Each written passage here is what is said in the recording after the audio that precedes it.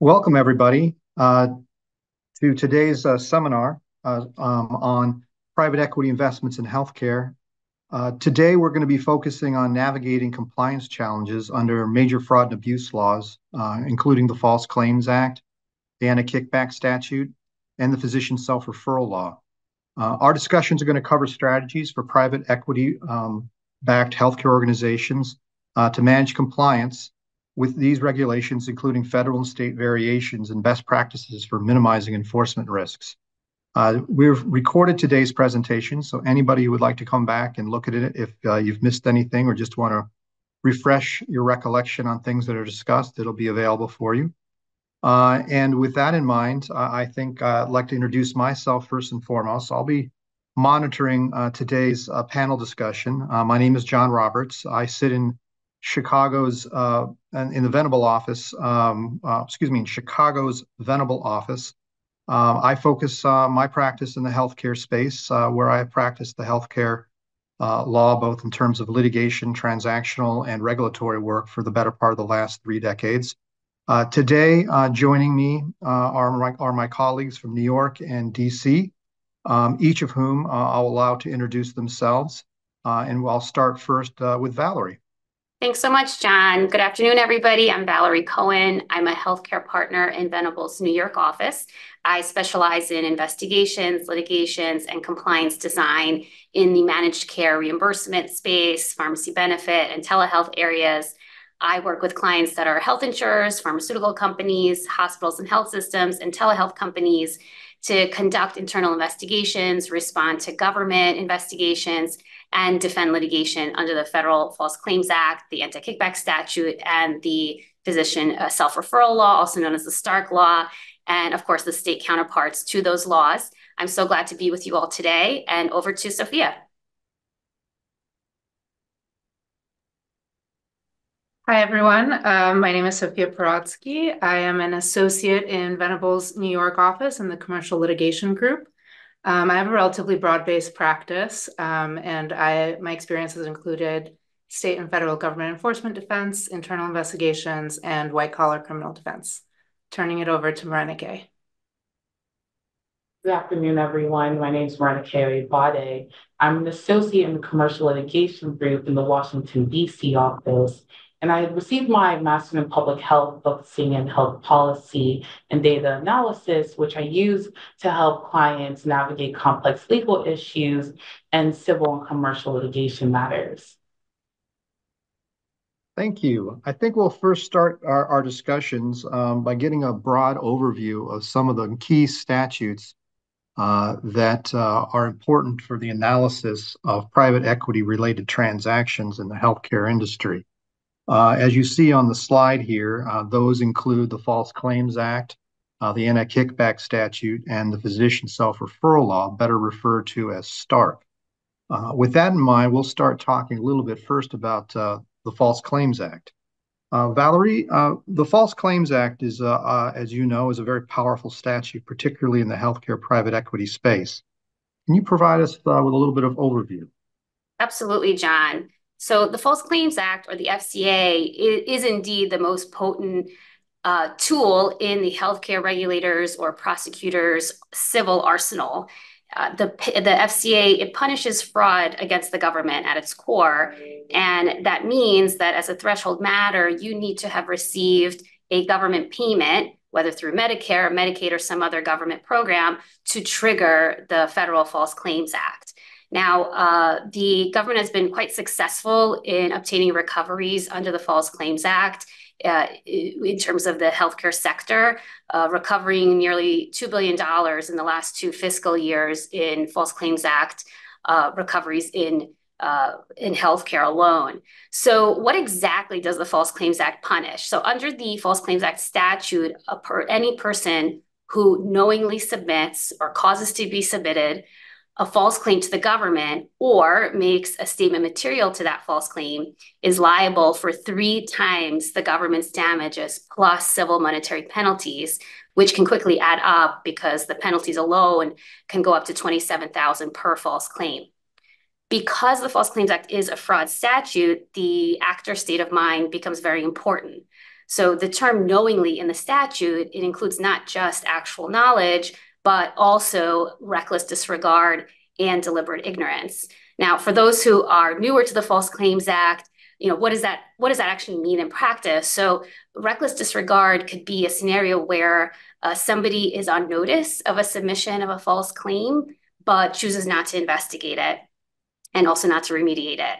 Now, deliberate ignorance can be a scenario of the ostrich with its head in the sand as a visual, where someone says, hey, I have some concerns to share with you about some business practice where we're submitting claims to the government.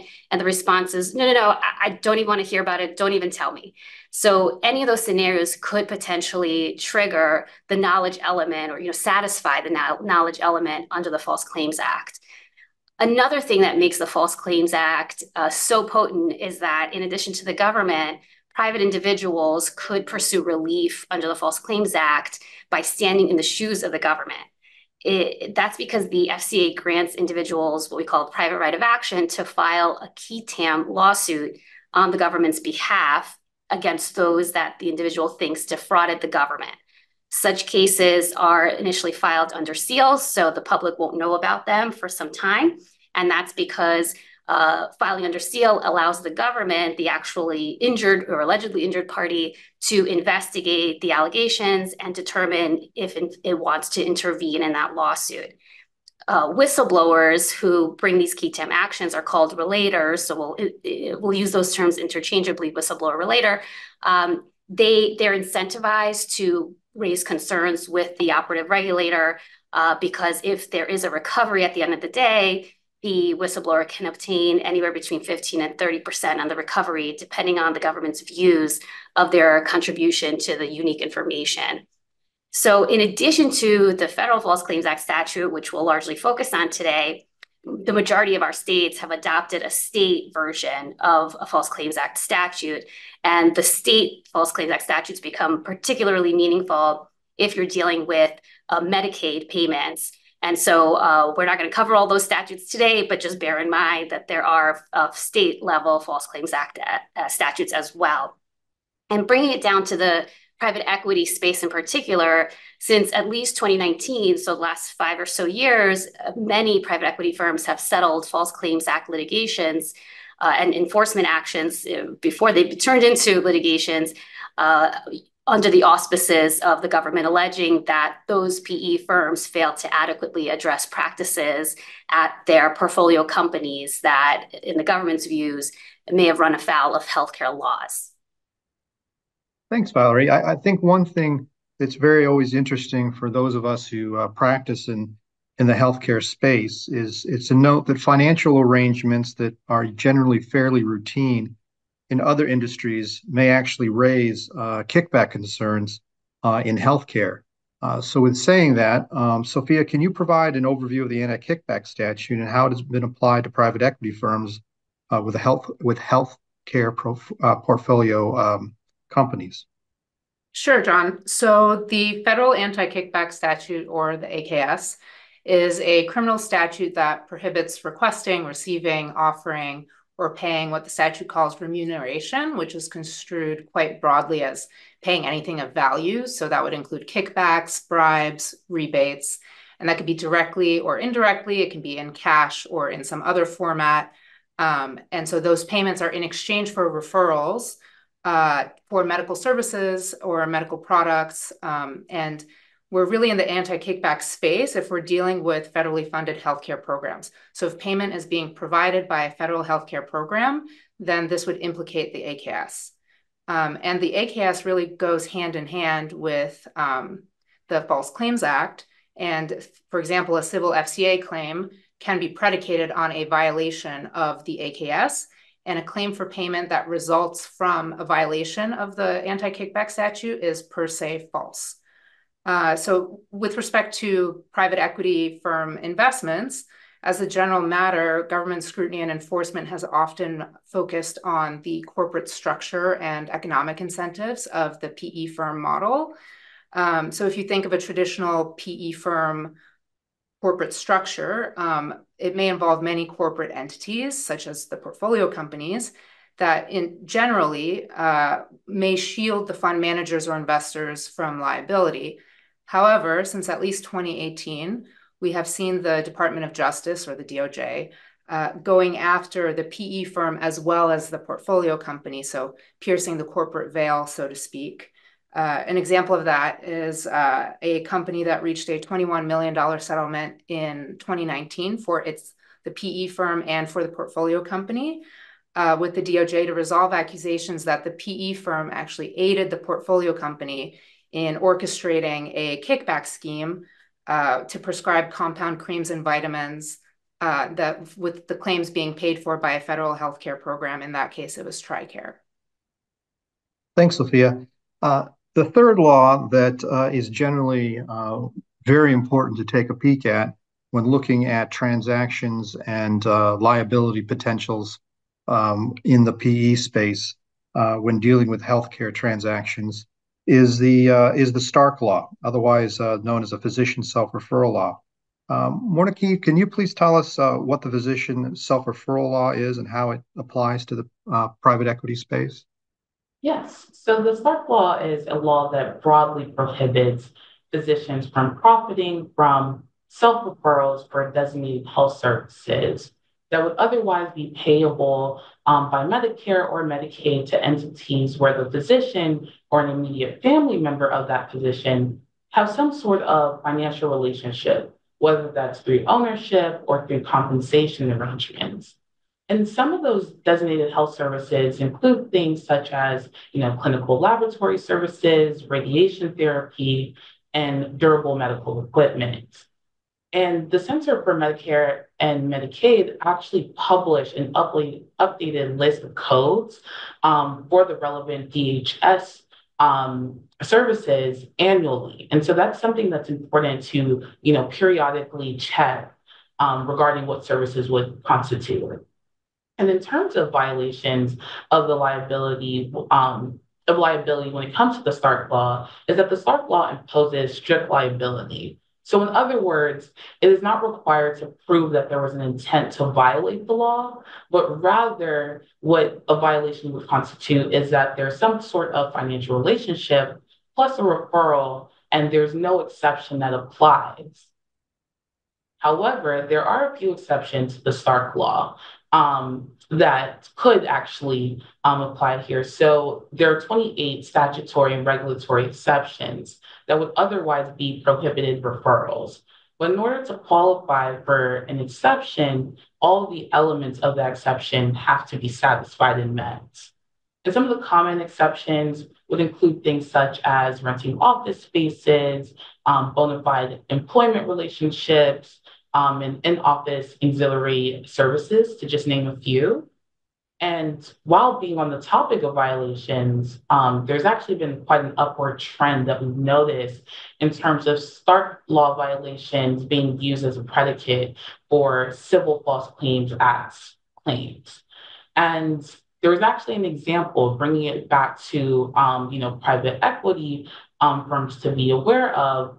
In June of 2022, Steward Healthcare System, which is a private equity-backed health hospital system, and several of their related corporate entities had agreed to pay around $4.7 million to resolve allegations that they had relationships with several physicians and physician practice groups, which violated not only the Stark Law, but also the False Claims Act and the Anti-Kickback statute.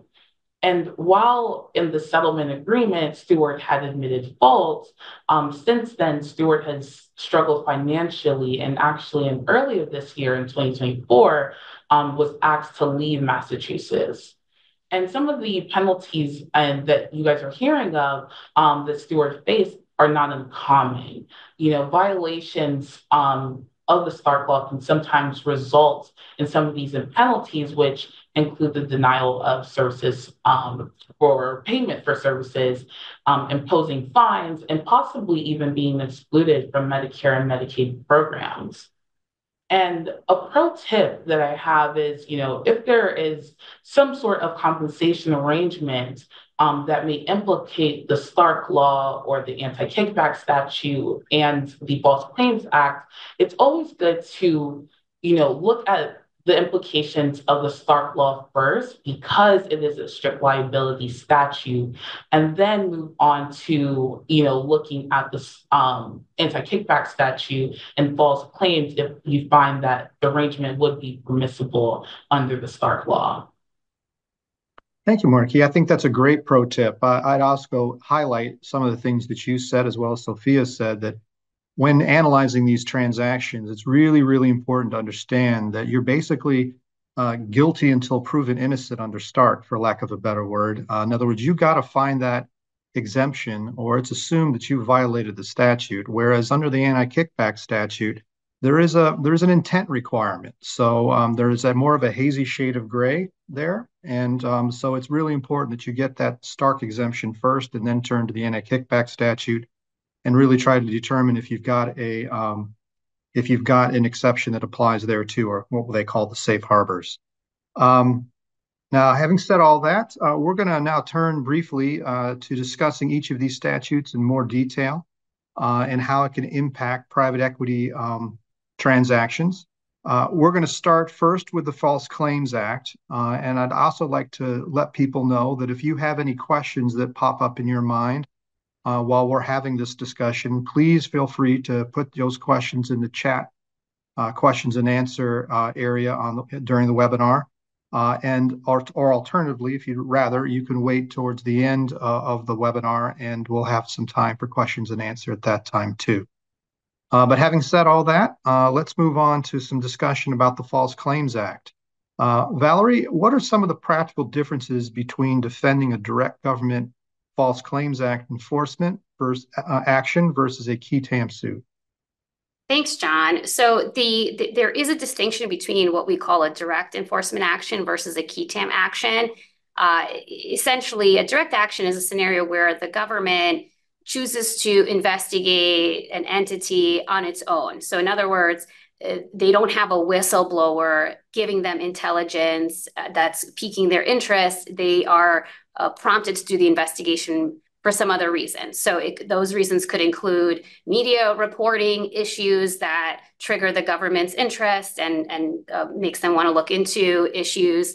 Could be that the government's conducting a totally separate investigation where they follow the trail of information and it leads them to healthcare concerns that they believe may have triggered the False Claims Act.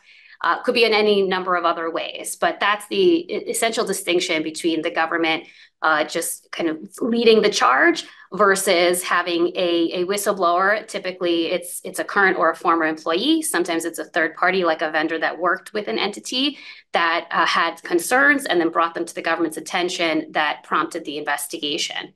Now, when there is a qui tam lawsuit, the public is not aware of it. And that's because, as I mentioned earlier, it would be filed under seal. And so by virtue of that, not meant to be known to the public. And that's to allow the government time to investigate and determine if it wishes to intervene in the lawsuit or not. So whether the government is investigating an entity on its own or because of a whistleblower concern, the flow of the investigation is not very different. In other words, the government will issue some kind of information request. If it's in the civil context, it'll issue a civil investigative demand or a CID seeking documents, interrogatories, depositions to develop the facts to see if it can establish an allegation or support an allegation of a False Claims Act violation. When there is a whistleblower, the government is not allowed to share that, even if asked. But sometimes, having been on the defending side of these investigations, sometimes you can kind of tell or suspect that there might be, and that could be because the information requests are so specific that it really seems like the only way the government would even know to ask is if they had some form of insider information. Now, I will say that even if a company suspects that there is a whistleblower involved, and that whistleblower is currently an employee of the company, to be sure to not retaliate against that person or suspected person, because even if those allegations are unfounded, and even if the company is eventually absolved of any False Claims Act liability, if the company takes retaliatory steps against that person, whether it's termination, demotion, or something else that could be viewed to form a retaliation allegation, the company may still be on the hook for the retaliatory conduct, even if it's off the hook for the substantive False Claims Act violation. So just please be mindful of that. Do not retaliate against whistleblowers. Okay, so going back to the investigation phase of the direct enforcement action versus a qui tam action, once the government has finished its investigation, it will either determine, there's no there, which of course is a happy day for those on the defense side of the bar, or it'll potentially initiate settlement, resolution talks. And if there isn't a settlement, then it can file an enforcement action. If there's already a pending sealed qui tam litigation, that enforcement action will take the form of the government filing a notice of intervention, and then the sealed docket becomes public, and then the target of the investigation will now see the procedural history of that whistleblower complaint. And so the government sometimes intervenes in the entirety of the qui tam allegations, and sometimes it only intervenes in part, taking up part of those claims. So that is the distinction between direct and qui tam FCA enforcement actions. Fantastic. Thank you, Valerie. One of the things that the DOJ has indicated recently is that it's closely watching private equity involvement in the healthcare sector, and that Federal False Claims Act enforcement against third parties is one of its strategic priorities. Can you tell us, Valerie, how private equity firms can protect themselves from litigation as well as from a transactional perspective? Absolutely. And so the old adage of follow the money very much applies to the private equity healthcare investment space. So in private equity investing in healthcare, it's not a new concept, but once the investments grew to a particular level, it got the government's attention and the regulators' attention. And so that's why we've seen what feels like greater scrutiny in the private equity space. It's because they're following the money. So private equity investment in healthcare appears to have peaked in the 2021 timeframe. And in the years since, it looks like it's slowed down a bit, potentially because of elevated interest rates and potentially because of regulatory scrutiny. But certainly private equity investments continue, and some even expect a ramp up with the anticipated interest rate reductions. So for all intents and purposes, private equity investment is here to stay for now, and so is the regulatory oversight of it. So for private equity firms to mitigate their risk exposure, it's important to establish a compliance process. And if one doesn't already exist, better late than never, as they say. So if you do have one, or if you don't and are trying to stand one up, one helpful resource that's publicly available, you can search it up on your favorite search engine, is the Department of Health and Human Services, or HHS, the Office of Inspector General, issued non-binding compliance guidance less than a year ago in November 2023. And in that guidance document, they go through actually the very statutes we're talking about today: False Claims Act, Anti-Kickback Statute, Stark Law, as well as many others.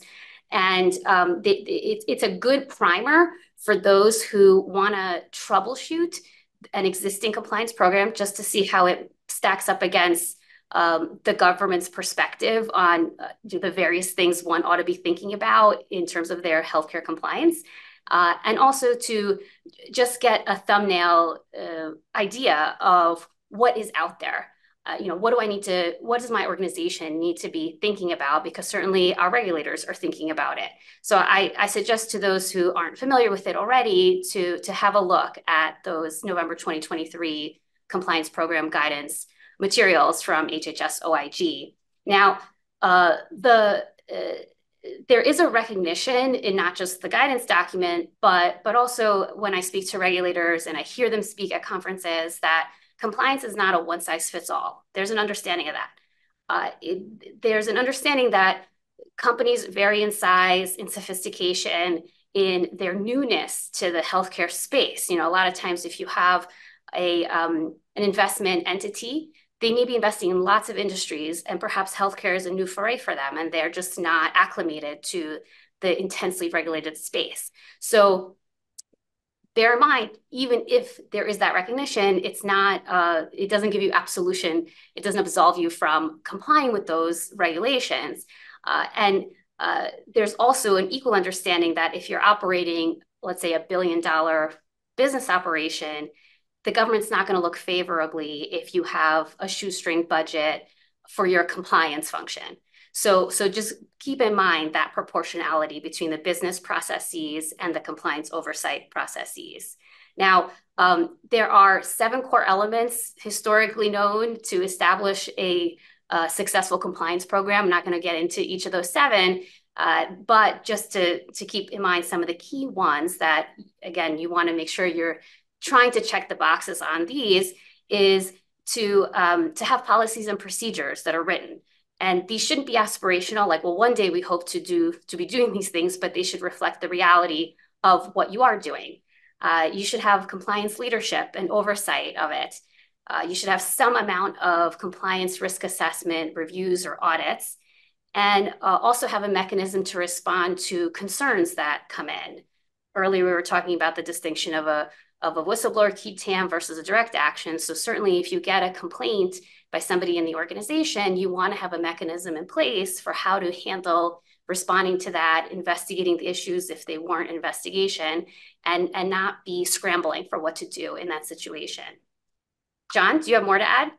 I do. One other thing I think it's important to add when thinking about protecting yourselves from litigation and from a transactional perspective is it's important to know that there are corollary state False Claim Act laws in most states in the United States that generally parallel the False Claims Act, but from time to time, some of those statutes actually have differences and have very much different nuances. So it can't just assume just by analyzing the Federal False Claims Act that you are totally protected from potential litigation or from transactional perspective. It's important to look at those state laws, and if, for instance, there is potential risks associated with every transaction you're in, that you disclose those risks in your private placement memorandums and the like that are going to be in many of the corporate documents that you would be developing from a transactional perspective, and be aware that the Attorney General's offices in the various states in this country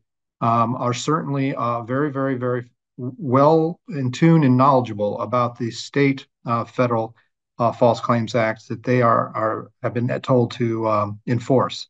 So again, very important to look at the analysis from both perspectives.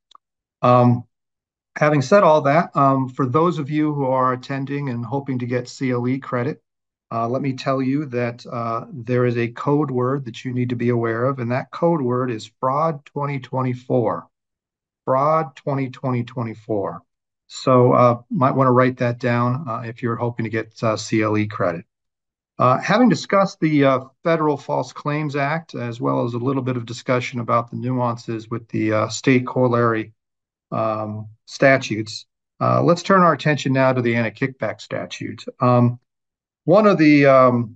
There are certain significant issues that pop up when analyzing healthcare transactions under the anti-kickback statute. And these commonly will pop up when you're dealing with referral issues between businesses, whether it be, for instance, many practice groups will oftentimes have multiple ancillary services that they are involved with.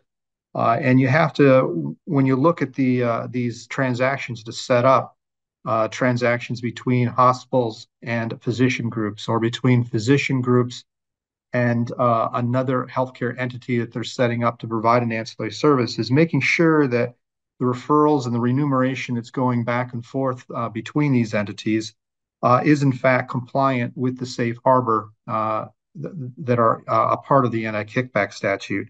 So if you do that, you're going to really mitigate your risks quite a bit.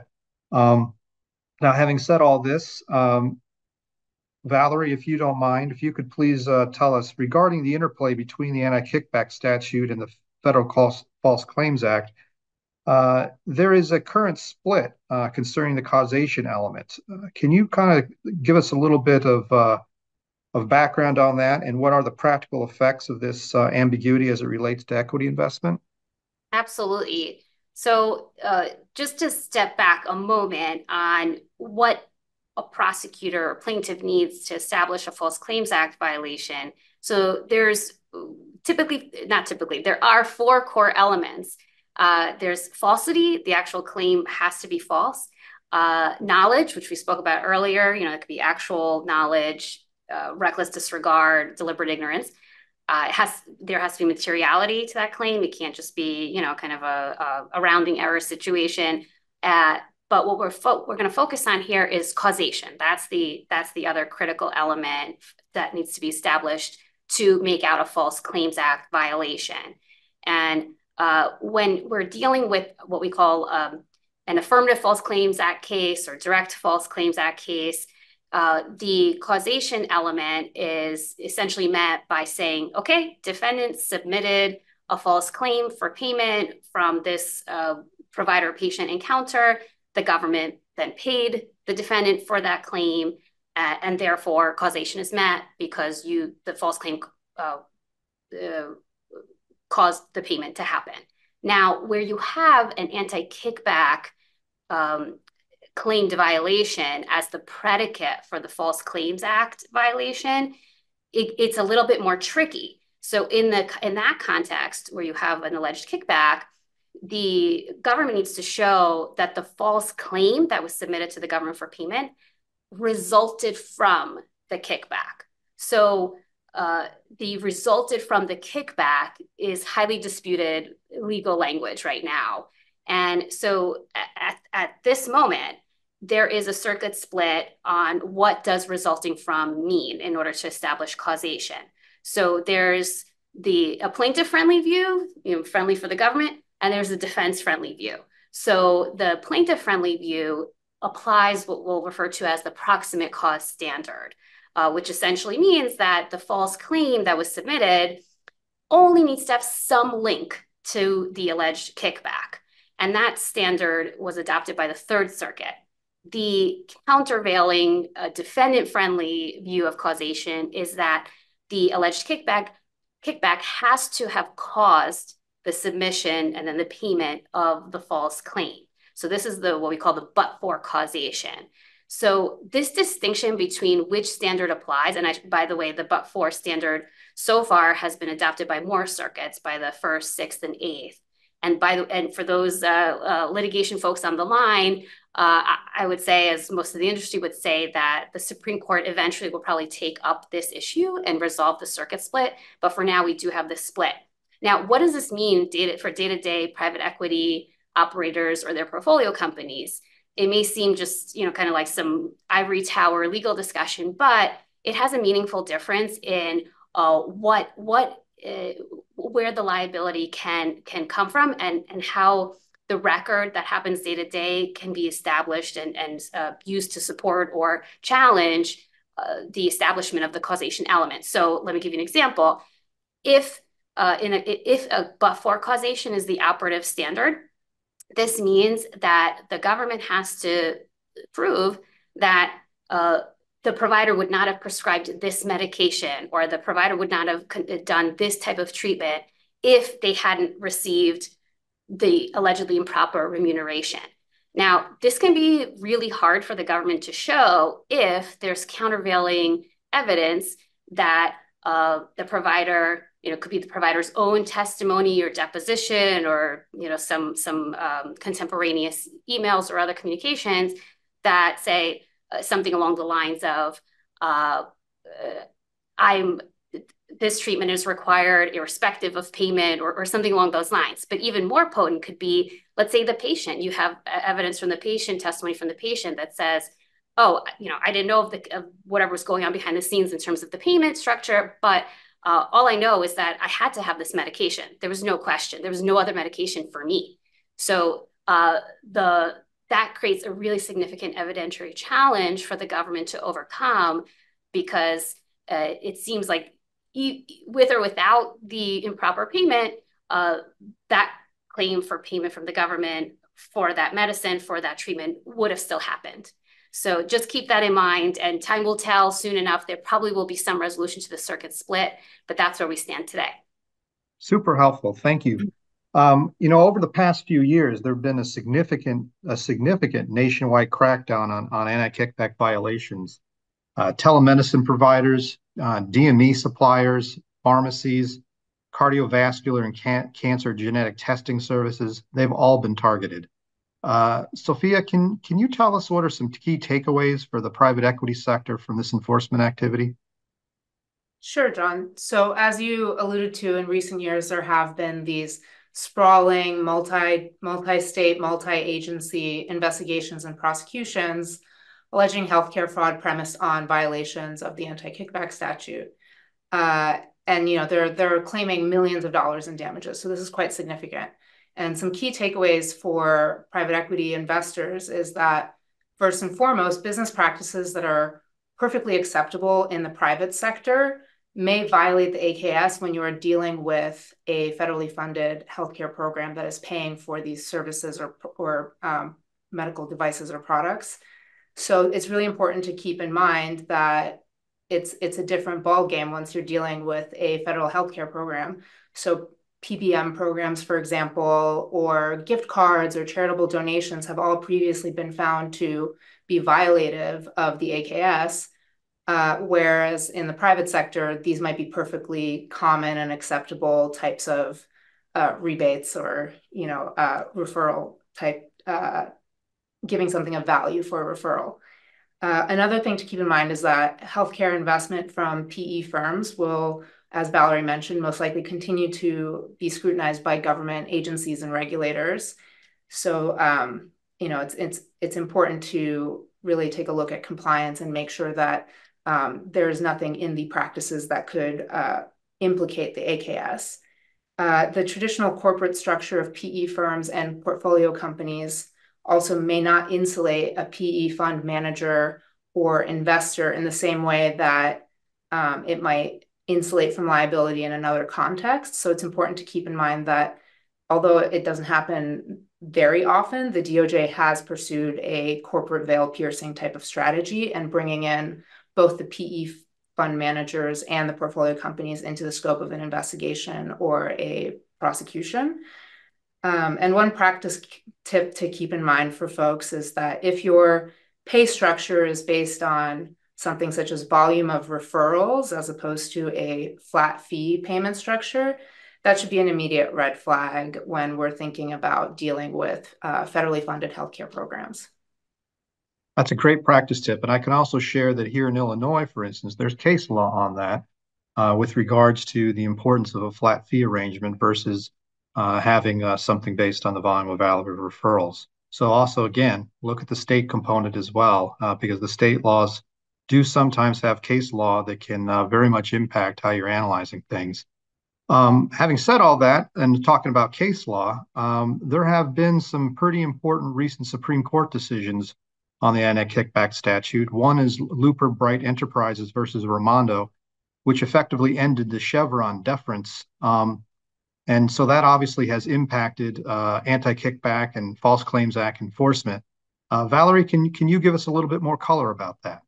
Absolutely. So for those who are Supreme Court watchers and those who are not, it was probably hard to avoid some kind of news update the last few months about several Supreme Court decisions the last term impacting lots of industries, but certainly healthcare. And one of those decisions came out in June of 2024, and that was the Loper Bright versus Raimondo case that John's referring to. And in that case, the court held that courts need not, or in fact should not, defer to an agency's legal interpretation when a statute is ambiguous, when it's vague or silent, because doing so would violate another statute called the Administrative Procedures Act. Now, this was a really meaningful holding because it overturned a 40-year-old legal doctrine called the Chevron agency deference doctrine, where in the face of an ambiguous statute that a regulatory agency was tasked to execute, courts were instructed to defer to the agency's interpretation so long as it was reasonable. And so this 2024 decision, Loper, it eviscerates that doctrine when you have ambiguous statutes. Now, there's a lot of nuance as to what still remains intact post-Loper. We're not going to get into that, but we're going to talk about, okay, in light of Loper and essentially reduced agency deference, how does that impact the risk of a private equity company that is thinking through, okay, what are my legal risks, regulatory risks in operating in healthcare? So one area of potential good news to be determined, of course, is whether Loper might strengthen the defense to a False Claims Act knowledge allegation. So knowledge, again, it's one of those core elements that a prosecutor needs to establish in order to make out a False Claims Act violation. And so Loper may allow a defendant to now argue that even if that defendant did not comply with the agency's interpretation of an ambiguous statute, because the operative interpretation of that statute is now clearly in the hands of the courts to decide, not the agencies, knowledge can't be established because you can't determine whether the understanding of the defendant runs afoul until the court speaks on what the statute actually means. Now, no doubt future litigations will surely test this defense, but for now, there's a lot of defense lawyers, myself included, that are thinking creatively of how can this new doctrine essentially, how can it help, how can it hurt, and thinking through all those issues. Bear in mind, though, that a year prior, in June of 2023, there was another Supreme Court decision that was very meaningful to the healthcare space. That one was called Super Value. And in that case, the Supreme Court clarified what we should look at in terms of intent. Whose intent is it? And in Super Value, the court said it's the subjective intent at the time of the action. So things like contemporaneous emails, texts, other communications that reveal an understanding of we're totally breaking this law. Obviously, that's an extreme example. Never seen it before like that. But, some kind of subjective intent that what you're doing, that the claim you're submitting is false, or that the financial arrangement is a kickback, or, something that shows that person's subjective intent, that is still going to be very, very powerful evidence for the government to use, even with the potential new areas of defense that the Loper case might introduce for us. So please bear in mind that those contemporaneous communications all become highly, highly relevant. John, back over to you. Thanks, Valerie. That's super helpful. We'll transaction now the discussion towards the Stark Law, which we've already briefly discussed. When analyzing a healthcare transaction, it's important to know that there are certain strategies that you can employ to mitigate your risks. I'll tackle that topic for us. The first thing you really want to do when you've got a transaction that involves healthcare services is you really want to determine whether, in fact, you're dealing with one of the designated health services. Now, designated health services under Stark is a clearly defined term, and it includes, fortunately, a limited number of services. So if you are not one of the limited designated health services referenced in the statute, then you don't have to worry about Stark. And I think it's important to know that going in. So what are those designated health services? Well, clinical laboratory services, physical therapy services, occupational therapy services, various types of radiology services, durable medical equipment and supplies, parenteral and nutrient equipment and supplies, prosthetics, orthotics, home health services, outpatient prescription drugs, inpatient and outpatient hospital services, and outpatient speech language pathology services. So If you've got a transaction where it's going to involve services like those that I just referenced, you've got to worry about Stark, and you got to address it on the front end. Additionally, as I kind of alluded to a little bit earlier in our discussions, there are corollary state laws that model Stark. The interesting thing about these laws is that there are generally differences between the state laws and the Stark law in most of the jurisdictions, which can be very, very important. I'll give you an example. In the jurisdiction where I practice, which is Illinois, we have something called the Illinois Healthcare Worker Self-Referral Act. And it basically is supposed to model Stark, but it in some ways is actually broader than Stark. It is broader in the sense that it's not limited to just designated health services with regards to its self-referral ban. It actually applies to all healthcare services, and that's actually making it a lot broader. On the flip side, however, that state statute is narrow in one important respect, whereas Stark applies to all types of financial compensation arrangements, including investment interest.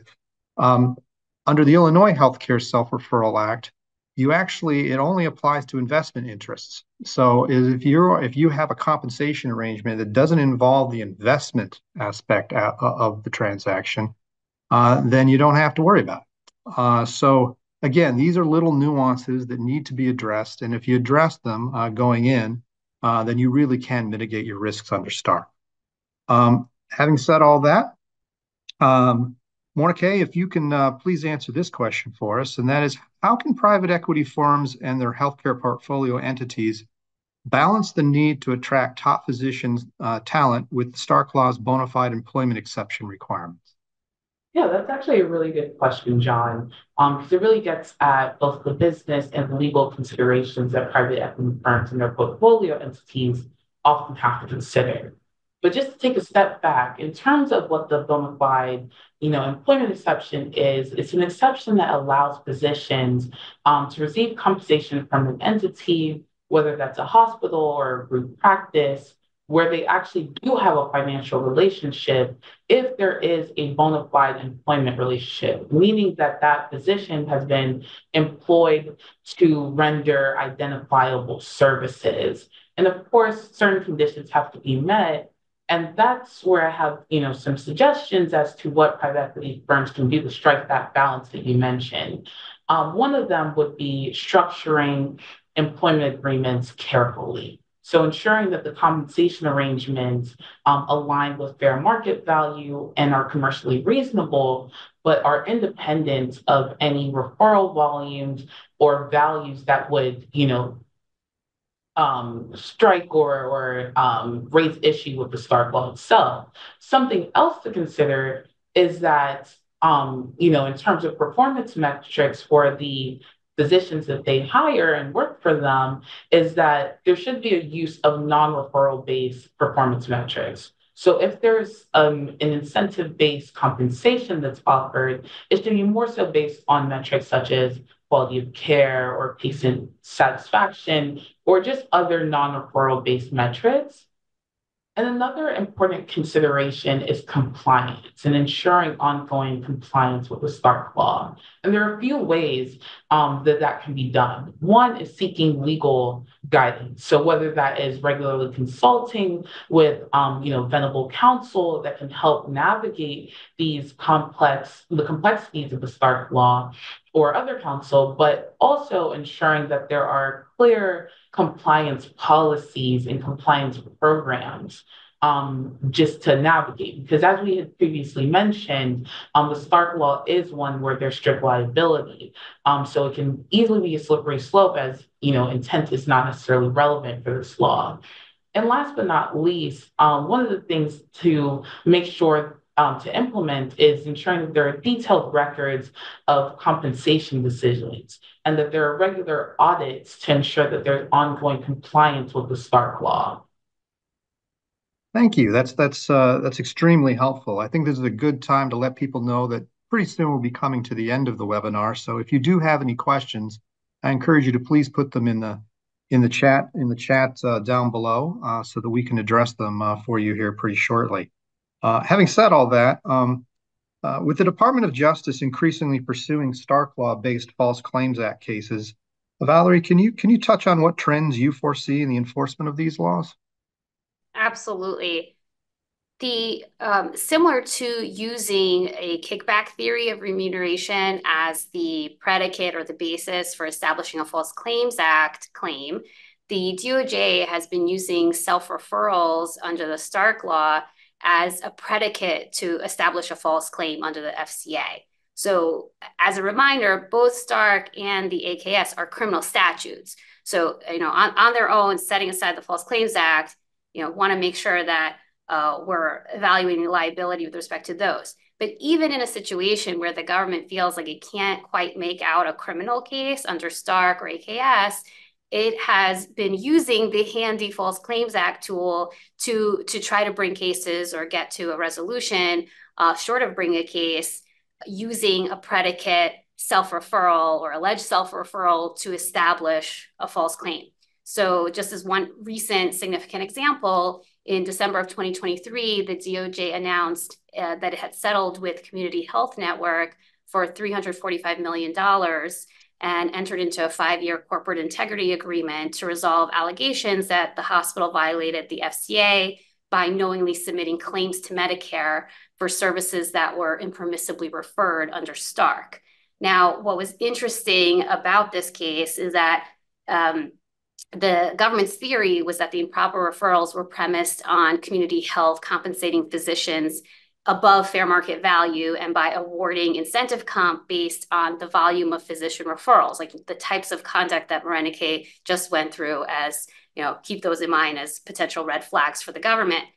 Now, while in this settlement, even though community health, they actually did retain a vendor to conduct a fair market value study of its physician comps, this didn't absolve community health from alleged liability because DOJ asserted that the information that the hospital provided to that company was inaccurate and was meant to solicit a favorable opinion about the hospital's comp structure. And so this is, one of those kind of case study situations where an example of government using Stark to establish a significant False Claims Act settlement, and one that the DOJ touted in its press release is one of the largest ever FCA settlements based solely on Stark law violations. John, anything else you want to add to that? Yeah, I do.